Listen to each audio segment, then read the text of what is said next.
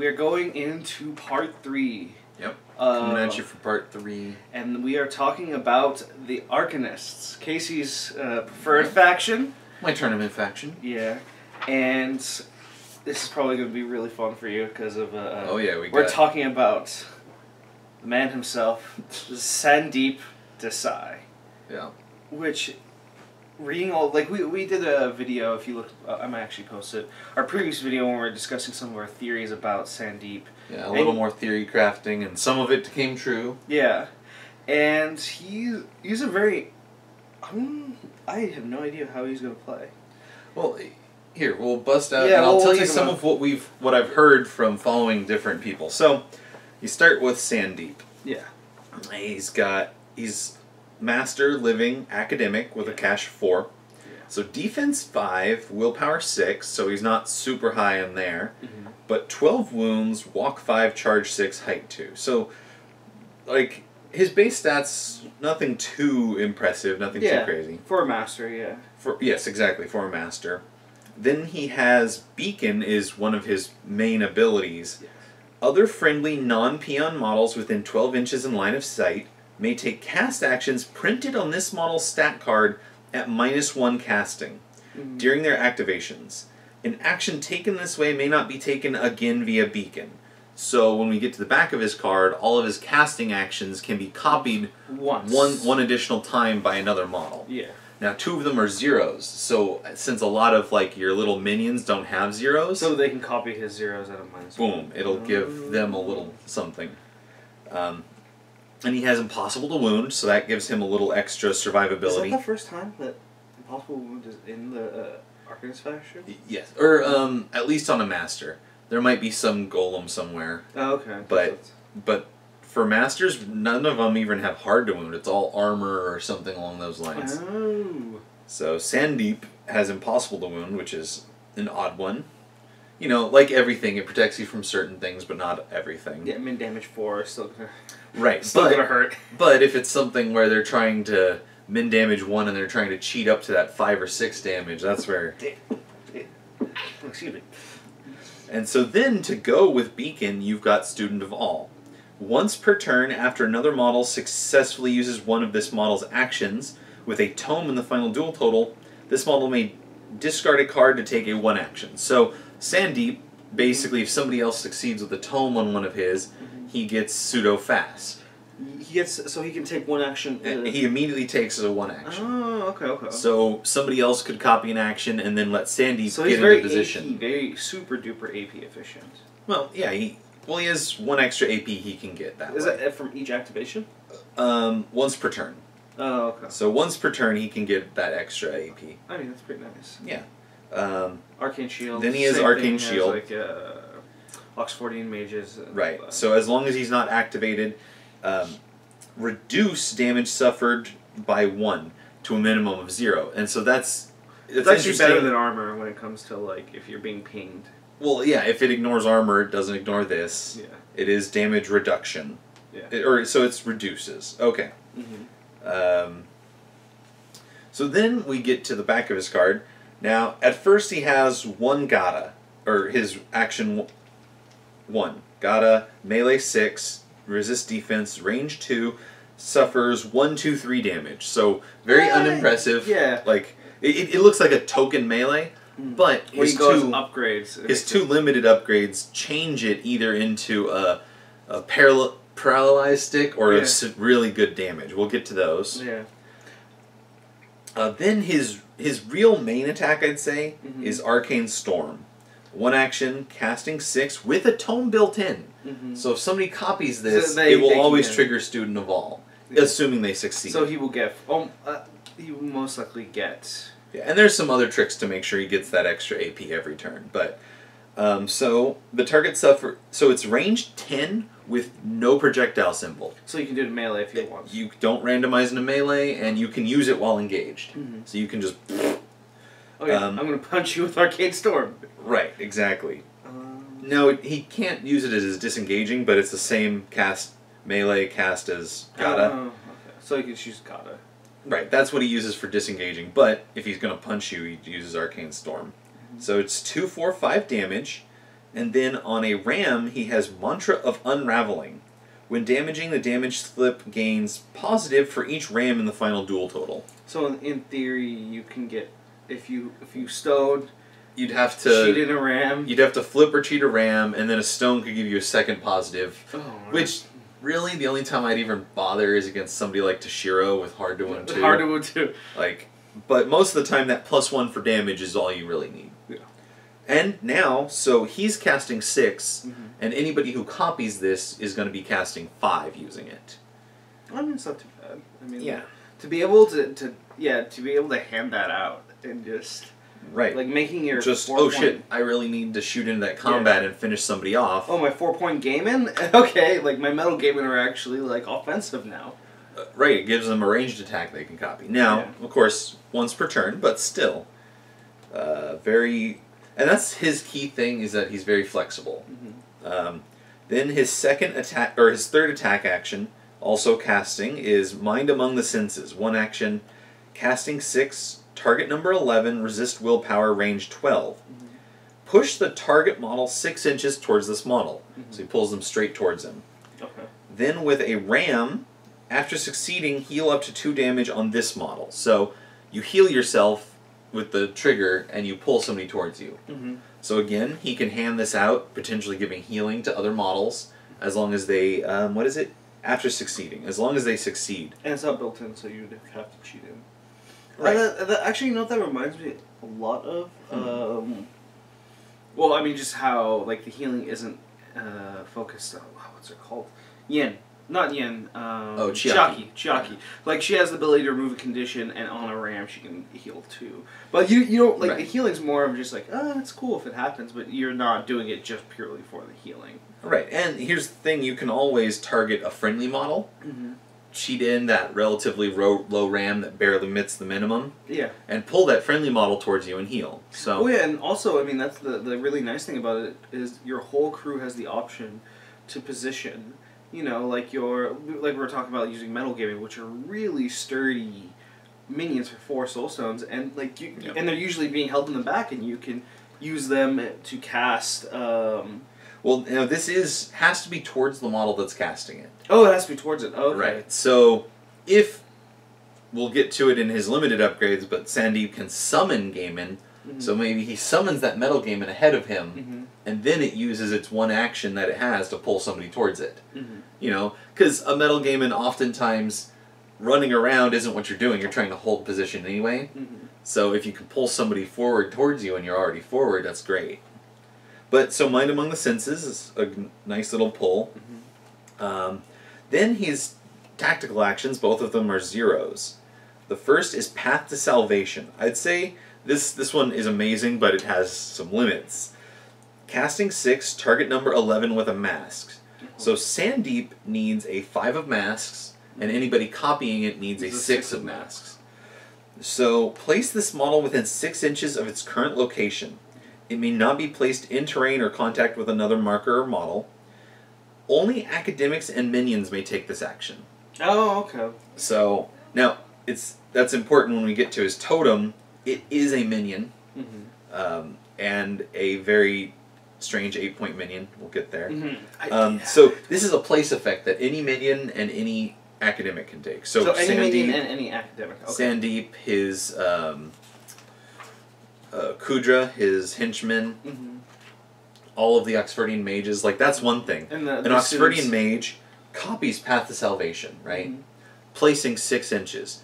Now, if he was within range of other Oxfordian mages, he automatically added a tome to it. So SANDEEP will get his action. Okay. Now the Oxfordian mage just placed as a 0.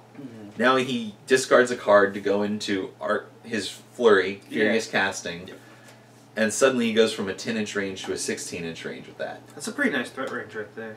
To flurry in, yeah. So, and then his other is a 0 action. As your deed, so your destiny. Casting 6, target number 11. This model may immediately perform a 1 interact action. So either the model borrowing it or SANDEEP can just, as a 0, get an interact action. Oh, man. And then there are 2 triggers. On a tome, you have Mantra of True Self. The interact action may be declared while this model is engaged. So you can drop ski markers while engaged. Well, so it's pretty much with a tome, the option to... You gain Don't Mind Me for that. For yeah. that particular one. Yeah. And then the Traveler's Mantra on a mask, before performing the interact, push this model up to 3 inches.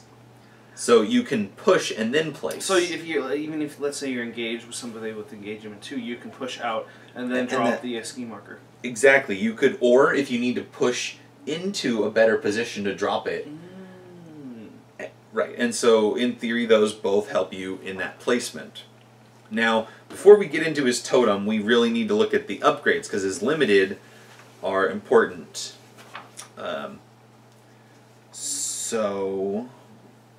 Okay. So his limited upgrades are to behold another world and to command another plane. Okay.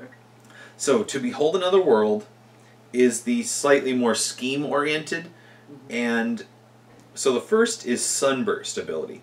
After the target suffers damage from this model's Gata attack, if it was moderate or severe, the target gains paralyzed. Woo! So suddenly like, that 1, 2, 3 damage isn't what you're after. You're fishing for that moderate to paralyze. Is it after damaging? If the damage was after the target suffers damage, so you can in theory isn't it what's the min damage of the? Well, it's 1, 2, 3. Okay. So 2 and 3 can be prevented with soul stones, but you got to get lucky and get a moderate or severe. Which at prevention. that point it's now of course if they have armor and soul stone use, then it becomes a lot easier for them to stop it. But again, it's just if you're fighting against something that has no armor. I mean, think of those 8 and 9 point, between 8 and 10 point enforcers and minions. I mean, if you hit them and you do that moderate, they're getting paralyzed. Yeah. They don't have any way to you stop probably wouldn't get, unless you're really lucky, you probably wouldn't go after a master with this. Or go after, no, not unless you have to. Yeah, or even a piece. Oh, no, I would totally go for a Peacekeeper, actually, with this. Might very well focus and smash him upside the head. Yeah. Just to see if you can paralyze him. Yeah. Assuming he has an activator, or just for next turn. So just avoid it if you're going to use it against somebody that has Soulstone use. But that's the paralyze. But it's still, I don't think, his primary thing. It's just nice to have. Yeah. Now you get the one action to behold another world. Now this is printed on an upgrade, so it's not usable via his beacon. Oh, that'd be so good if it could, though, right? This is one of the summoning ones, right? That's the summoning. However, if somebody triggers Student of All, he can use it. Oh! For his extra AP. Oh my god, so in theory he could summon up to 4 models. So both of these... Okay, let's actually look at what the other does to his God attack before we get into the summoning, since they're almost identical. Oh, okay. So if you take to command another plane, the Gada's attack action deals 3, 4, 5 damage. Which is like, wow. So it bumps him up to min damage 3 with a max of 5, and suddenly he could charge something and just beat it up. Oh yeah. Like it's very similar to kind of like how McCabe is.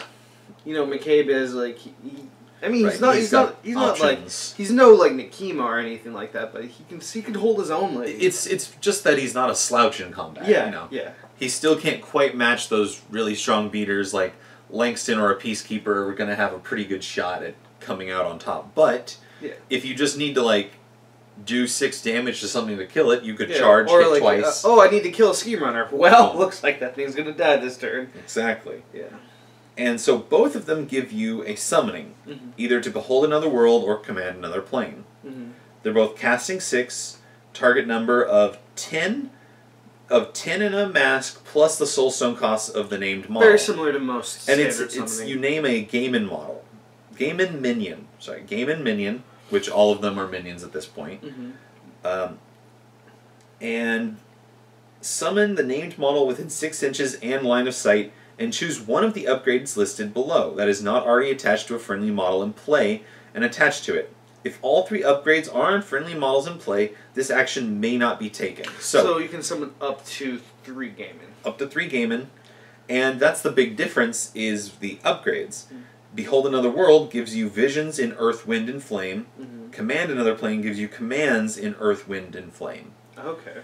And that brings us to his totem. And it costs an 8 point. It's a minion and a Gaiman. However, it has the Jealous Firelord ability. This model may not be hired. After this model is summoned, it is sacrificed unless another friendly game-in within 6 in line of sight suffers 2 damage that may not be reduced. Then sacrifice all other friendly totems.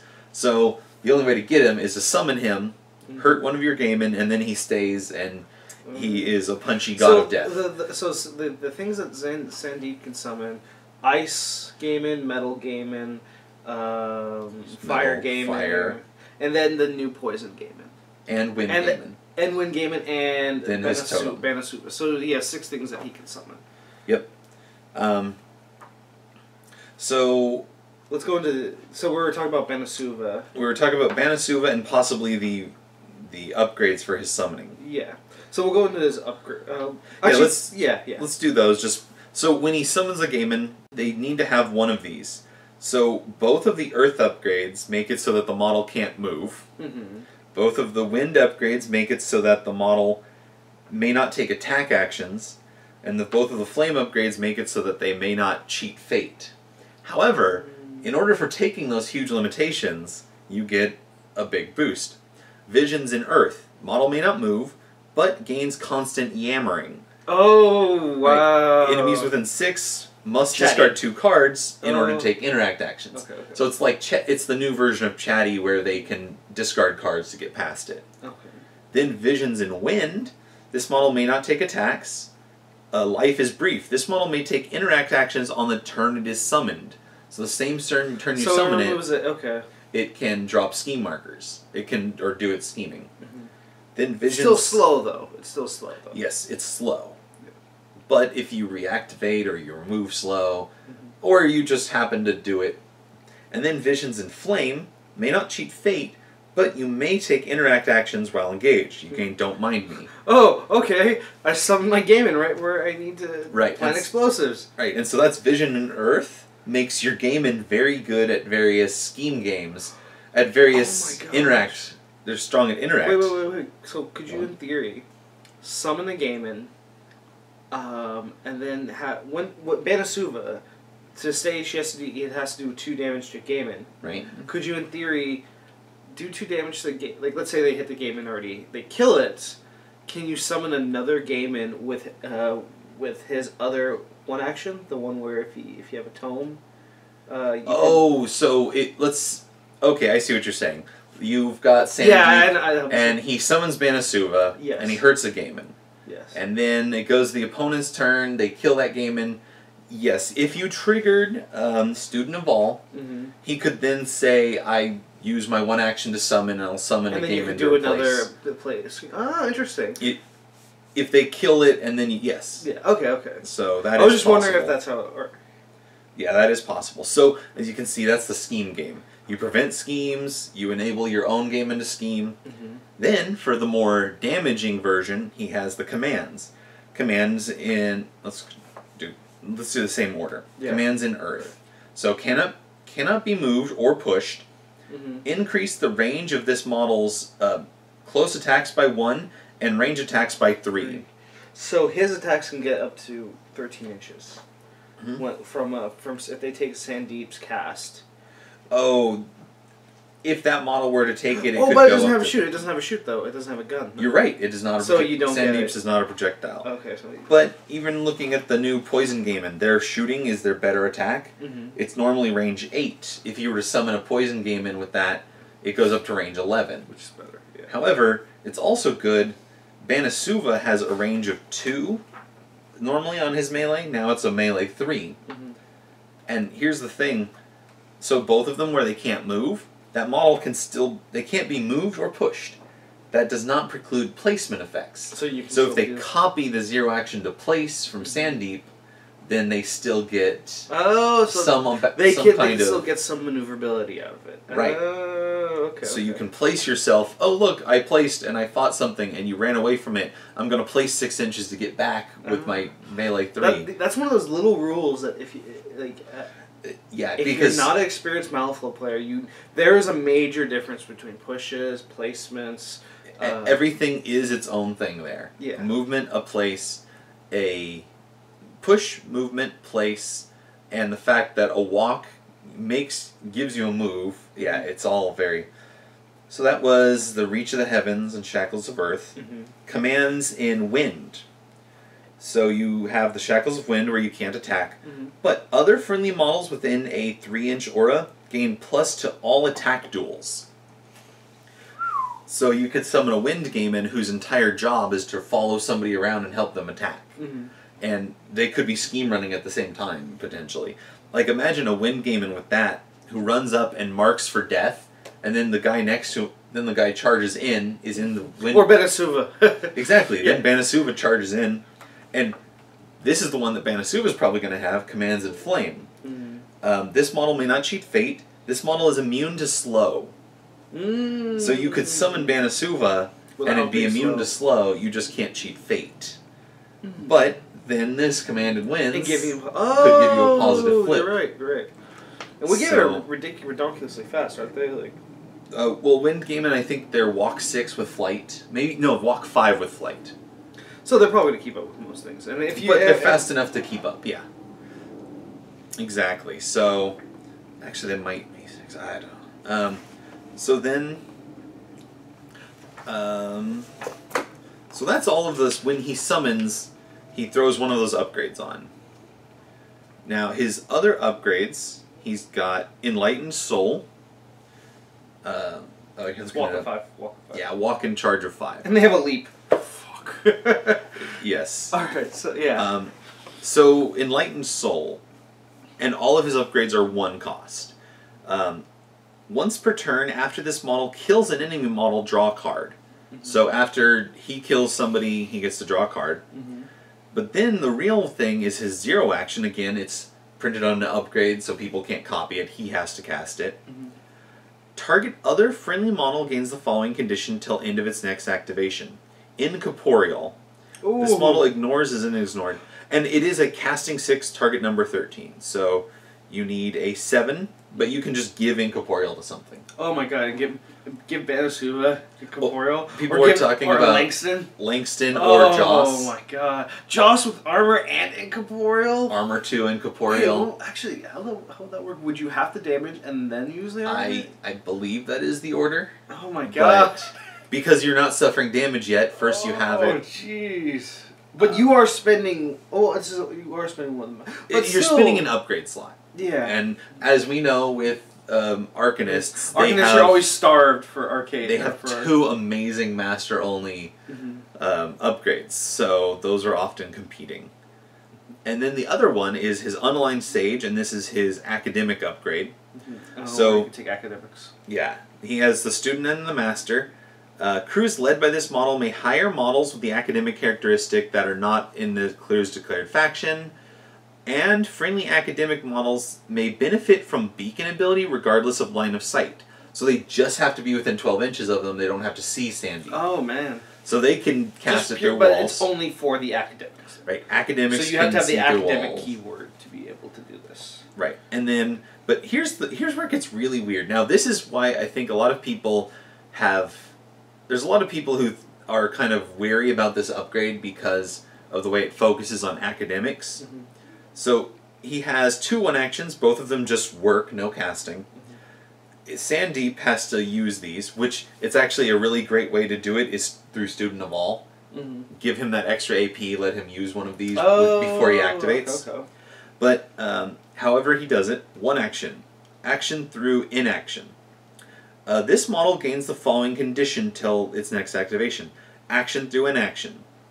Once per activation, when another friendly academic in play discards, not cheats, 1 or more cards, this model may suffer 1 damage that may not be reduced to draw a card. Okay, so it does Arcane Shield reduces, and this says may not be reduced, so that won't work. But SANDEEP.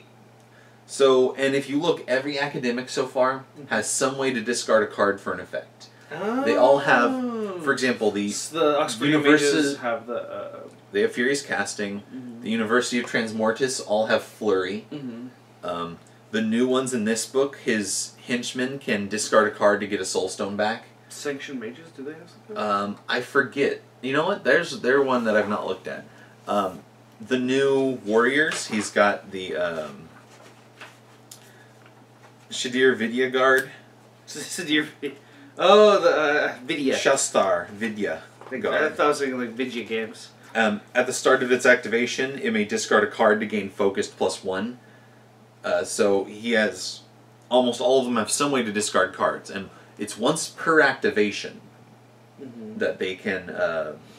Get back. Wow. They have a lot of weird stuff. Yeah. They might be one that doesn't then. After a model succeeds against an enemy against a subverse, one of the models killed, sacrifice one system. But most of them do. Old and Majority of them, though. But and wow, so, if you want a dirt cheap academic, 5 soulstones.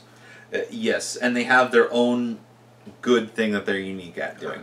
So he can pull all the academics, the new sanctioned spellcaster, anybody from University of Transmortis, which is probably just the valedictorian. Oh yeah. I mean, if you know you're playing against, okay, I'm playing against undead, you might want to bring the student of, oh god, is it? I think Sinew. Sinew is. You might want to bring, because like for those of you who don't know about the students, they're usually taken more as summons. Right, because they each specialize against one type of model. Yeah. So it's usually better off to summon them once you see your enemy crew and you know, he's got lots of living, I'll go with Viscera. He's got lots of undead, I'll go with that. Okay, he's got a bunch of constructs, I want to summon Steel. Steel, you know. Whereas the valedictorian, You have to take its version is good against everything. Yeah. And then he has another one action. The Sight Beyond. Until end of turn, other friendly academics do not randomize when shooting into engagements when the target is within 6 inches of this model. So again, if the target is within 6 inches of Sadir, they will not randomize when shooting at that person. I don't know, because like a lot of like the Sadir's casting actions, he doesn't require... But think about if you've got Sadir standing next to an Oxfordian mage, and something's engaged with Sadir but not the mage... Sadir can go, alright, I'm going to use this action. Now you're engaged with me and that Oxfordian mage can flurry into you without worrying about hitting me. Like, yeah, it's just certain ones. It's mostly the Oxfordian mages and maybe their friend, the librarian. Oh, yeah, but, yeah. Yeah, that's the main thing. That I see Sight Beyond is pretty cool and potentially useful, but I see that's not the one you're going to use very often.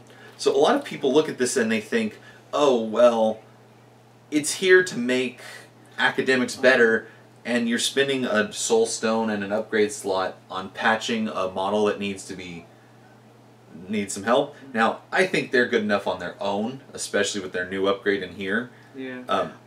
So, for those who don't know of the academics list, the academics that Sadir can bring in, all the students from Resers, which includes the valedictorian, there's the Oxfordian mage, there's the librarian from the Outcast faction, there's the sanctioned spellcasters from guilds.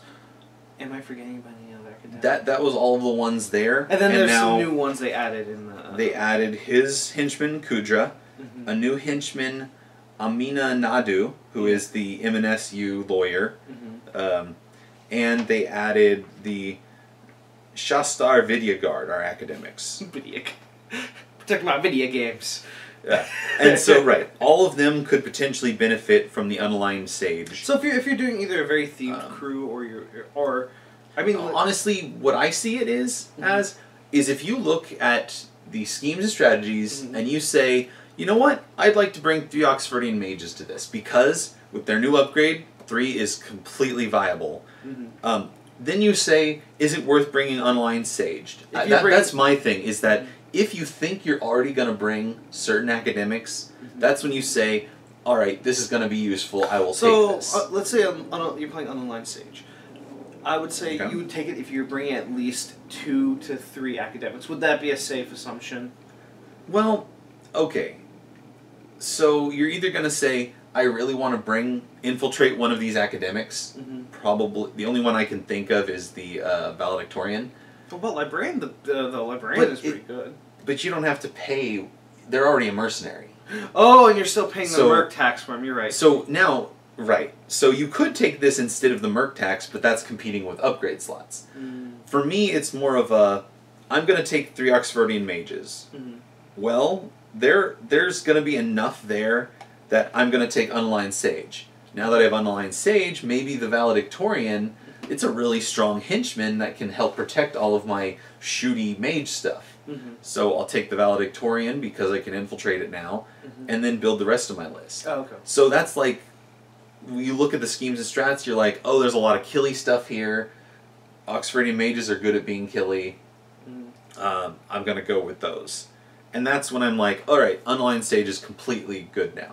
Right, and there's a lot of games where you're going to be like, no, I'm not taking Oxfordian mages, I'll go with Howard Langston and Joss, and I'll leave Unaligned Sage at home. You know, because at that point you don't need to infiltrate anything, you're just taking your own personal faction beaters. Yeah. So that covers everything on SANDEEP and his upgrades. So we'll go back to Benasuva. Yeah, so Benasuva, which I love this model. Like when I we were joking, Casey, about like, oh, Benasuva, she's gonna be high, or he's gonna be height 5. He's gonna be, you know, like he's gonna be as big as Lord Choppy Bits. And then we look at the model, I was like, man, it's pretty big. Oh yeah, and then of course Jerry Gumo. Which I know Casey's not a big fan of the model.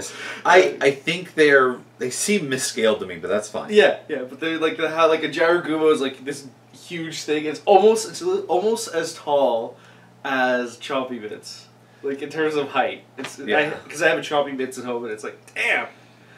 Yep. All right, so Benasuva technically cost 8 for purposes of figuring out summoning. Defense 5, willpower 4, 8 wounds, a walk of 5, charge of 7, and height 3. We went over Jealous Firelord in order to summon him. He has to hurt another Gaiman. Flaming Demise. All models within 2-inch bursts suffer 1 damage and burning 1 when this model is killed, not sacrificed. So you can't sacrifice it. Right, it has to be killed. Oh, it has melee expert too. And then it has melee expert. So, oh man. Right, and so melee expert means it's potentially taking 3 of its attacks, which are 1 action, the 1,000 Arms of Justice. As you just, I'm imagining that scene from JoJo's Bizarre Adventure where the stand pops up and just a million fists. And like I said, Casey's making references I don't get. But I'm thinking the mental image I have is, if anybody here watches Venture Brothers. Mecha Shiva, exactly, that forearm. And so God. We're dorks, by the way, you to figure out. So, the 1,000 Arms of Justice. Melee 6 versus defense. Casey, you have to, if you ever play Benasuva, you should be like, you should flex, go, 1,000 Arms of Justice! Like, sounds like a pro wrestling move. Like, I'm gonna deliver the 1,000 Arms of Justice! Yeah. So range 2 Pile driver suffers 3, 4, 5 damage. So pretty straightforward there. Yeah. And then you have the flare trigger. On a masks, target gains burning 1 condition after damaging. And then on a tomes, you have burst damage. When dealing moderate or severe damage, this attack deals +1 blasts. So if it's moderate damage, it would be a 3 blast. If it's severe, it's a 5 blast. Or no. Oh, sorry, 4 blasts. 4 blasts. Yeah. Right. And right, so he's actually pretty good if you bunch up. He'll summon Benasuva in the middle of you and start dropping blasts by punching. And then you'll drop fire and like, okay, I'm slow, so I have 3 attacks. Right. And if you give him the flame, yeah, he can charge and get his extra melee attack, expert attack. And so then here's where it gets interesting. This is there's not very many models with this. It's the second in the Arcanist faction. His tactical actions, he has the 1 action toss. So all those other Gaiman you're picking up, he can target a height 1 model within 1 inch. Push the target up to 10 inches in any direction. Also push, okay. Yeah, it is a push, it's not a place. If the target ends in base contact with impassable terrain or other models, the push model and each model in base contact with the push model must succeed on a 13 defense duel or suffer 2 damage. The target gains insignificant. So it's it's very similar to the Pick-up Holton and Levy. Or Lenny, right? Oh no.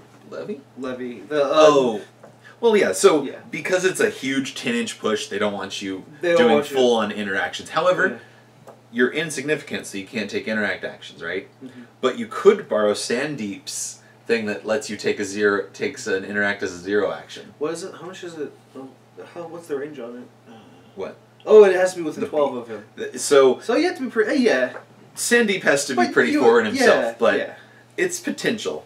And so he can do that with height 1 models, which in Arcanists is mostly just the Gaiman. I think Moleman might be height 1. Are Moleman height 1? Yeah, I know for a fact all of the effigies are. Although sure, I don't know why you'd want to push the... Oh, I guess you could throw the Arcane Effigy for its condition removal if it needs to get way over there. Yeah. There's a really bad condition that I need to get rid of. So that's the basic, is he can throw around Gaiman. But then he has his own 0 action, Blessings and Flame. Target a friendly Gaiman within 8, and select an action or ability printed on the target's stat card that this model does not already have. This model gains the chosen ability or action till end of turn, as it were printed on this model's card. So the big thing people immediately jump to is Armor +2 from a Metal Gaiman. Suddenly Banasuva, relatively squishy at 8 wounds and low defense, and no defensive abilities, suddenly he's got Armor 2. You could grab Explosive Demise 2 from the Ice Gaiman, and suddenly you're dealing a potential of 3 damage and +1 burning when you die. So you throw them into like a bunch Or you could grab Icy Heart if you're going against like Jackdaw and they're like, fuck it, I've got Terrifying, this huge Terrifying. You're like, I borrow Icy Heart, I'm immune to Terrifying. Boom! Well, yeah, I can't be paralyzed. Or even, if you think they're going to try to paralyze you, grab Icy Heart first. And let me see.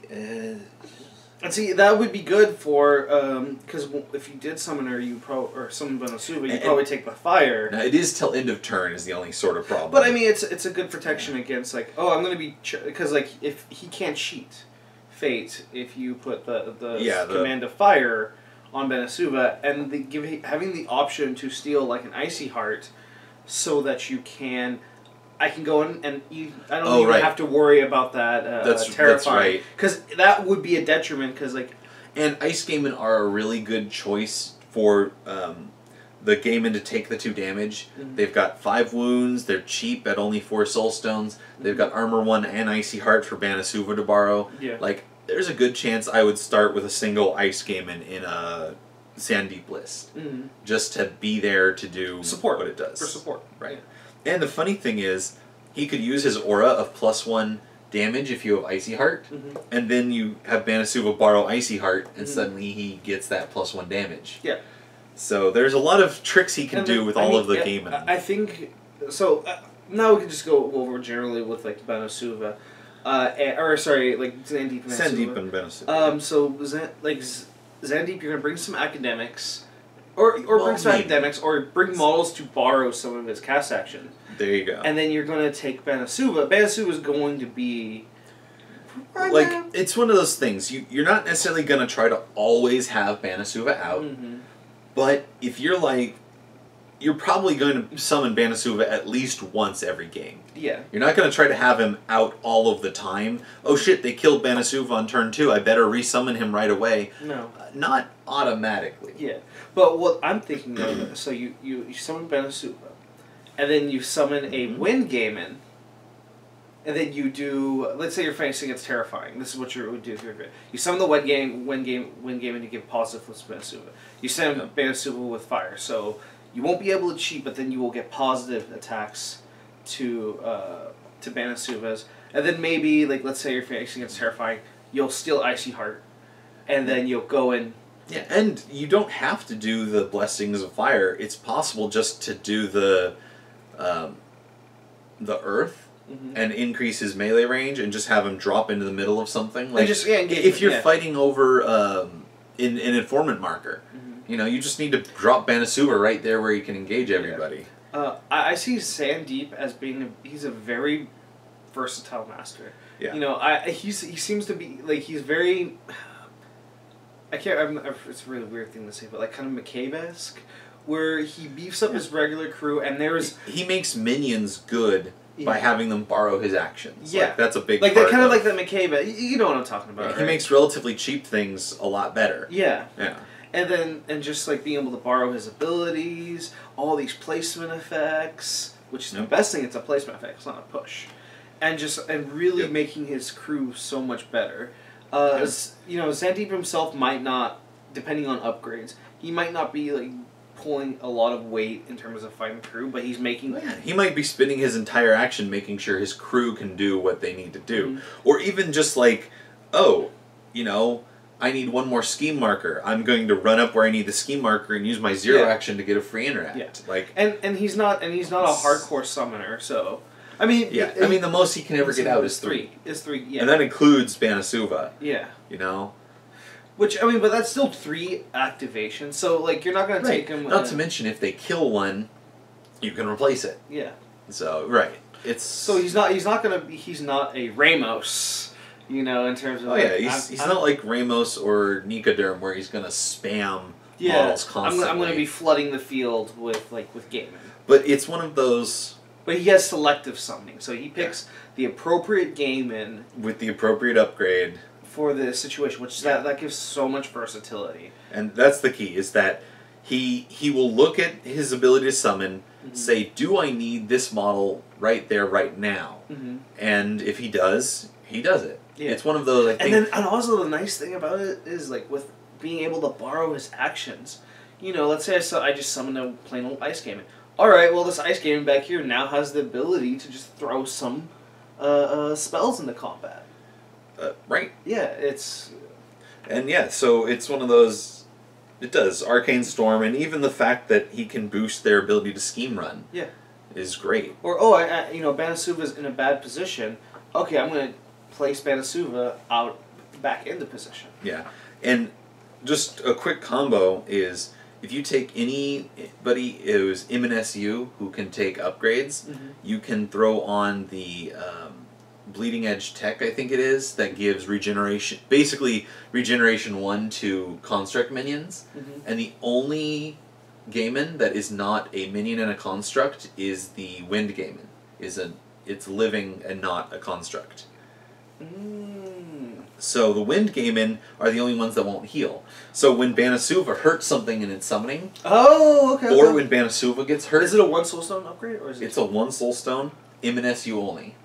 So which, I'm playing Arcanists. A lot of people will grab Joss, or even this new Amina Nadu, MNSU and Academic